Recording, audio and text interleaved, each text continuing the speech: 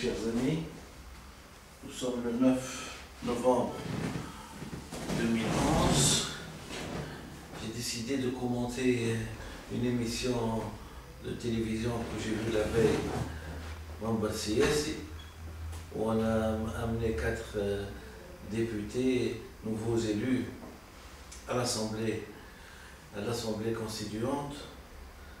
Ça m'a fait plaisir parce que il y avait de la liberté d'expression, chacun avait des idées à émettre sur la table. Un nouveau arrivé, un jeune, qu'on a essayé d'intimider par tous les moyens pour le mettre, le pauvre, dans ses petites chaussures pour qu'il ne puisse pas exposer son projet et exposer ses aspirations politiques et les aspirations de ceux qui l'ont élu.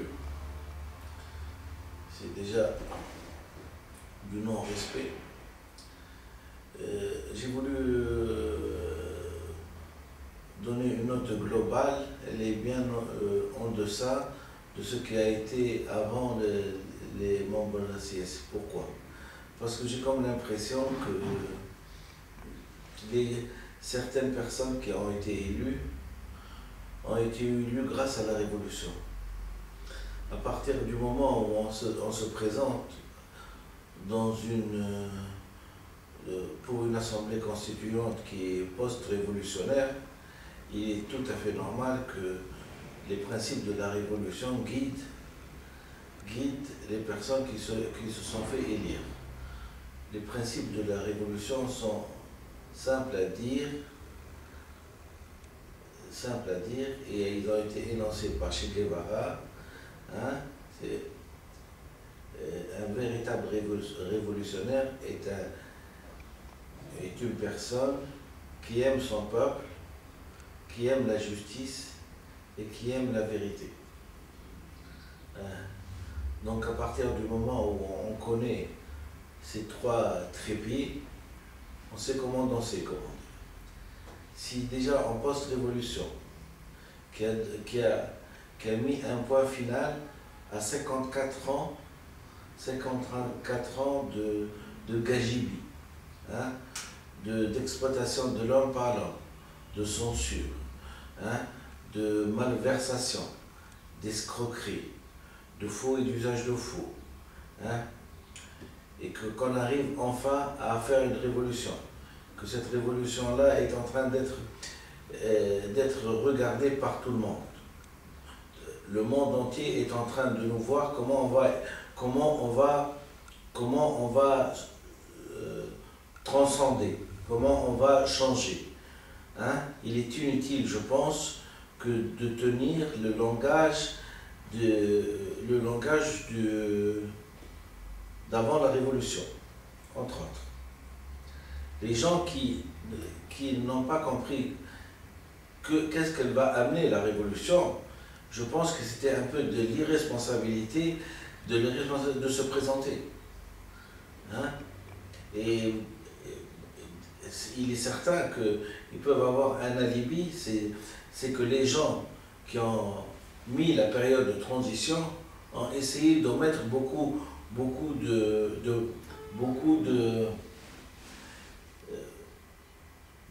d'aspirations et les véritables buts de la Révolution. Les véritables buts de la Révolution jusqu'à maintenant n'ont pas été dites. C'est de civiliser un peuple. Et quand on veut civiliser un peuple, il faut parfois avoir certaines définitions que j'ai déjà mis sur YouTube, à savoir qu'est-ce qu'un primitif et qu'est-ce qu'un civilisé. Donc nous aspirons à un haut degré de civilisation. À partir du moment où on est prêt pour faire le bon, il n'y a plus de mots tabous. Les mots tabous, si les gens n'ont pas encore le courage de dire, et ils le savent tous, de dire qu'est-ce qu'on voudrait, que cherche la révolution, ils n'ont pas le droit de citer et le droit d'apparaître devant la télévision. hein, le manque de courage, hein, le manque de courage et la natation en eau trouble n'est pas digne d'un véritable révolutionnaire. Donc la première chose qu'il faudrait peut-être dire, d'abord que quand on arrive à l'Assemblée constituante, hein, pour peu qu'on n'a pas été mis au courant des véritables buts de la révolution, il faudrait peut-être, hein, demander que cherche cette révolution et qu'est-ce qu'elle va amener comme changement. Et sur YouTube, j'invite beaucoup de gens à bien lire mes vidéos, ils comprendront tout le secret que j'ai à leur dire, hein, sur YouTube. Donc il est inutile, je pense, de faire ce qu'on appelle, et ce que j'ai appelé avant, un pas en avant et 10 pas en arrière. Au moins que quand on gagne une marche, hein, on n'essaie pas d'aspirer à rétrograder rapidement.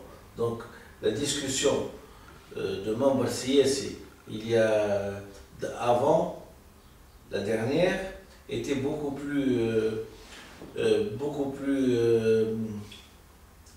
bénéfique pour la population. Parce qu'elle donnait des aspirations, elle répondait aux aspirations de liberté du peuple, elle répondait à un nouveau changement, hein, elle répondait à beaucoup d'attentes du peuple qui veulent changer, qui veulent se civiliser, qui veulent coûte que coûte, ne serait-ce que par changer une langue. Et alors, hein, et si les Tunisiens se remettaient à parler en français, est-ce que ça serait, parler en français et adopter une langue arabe moderne, est-ce que ça serait la fin du monde ou ça serait un acquis civilisationnel? Je pense que c'est un acquis civilisationnel. Et moi, pour moi, c'est les véritables buts.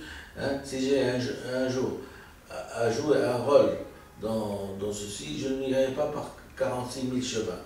Je démontrerai d'abord, scientifiquement, puisque c'est une révolution qui est scientifique, et j'ai bien dit qu'une grande œuvre ne sera pas faite par la démocratie, mais par la science.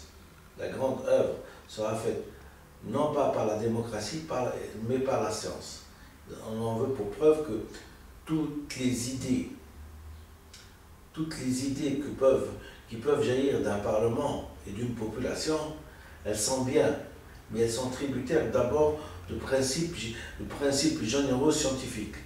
Les principes généraux scientifiques, c'est un individu qui peut les avoir et non pas une population. Et on a bien vu 42 ans, hein, ou 50, je sais pas, 30 et 23, ça fait 53 ans ou 54 ans, patauger. Pourquoi? Parce qu'on n'a pas trouvé la personne qui sait, qui connaît. Savoir, c'est avoir. Mon savoir, c'est avoir, c'est mon avoir. Hein? On a été guidé par des gens qui n'ont pas la capacité intellectuelle et ni le savoir, ni les connaissances pour pouvoir diriger. Malgré ça, j'en ai parlé dans une ancienne vidéo.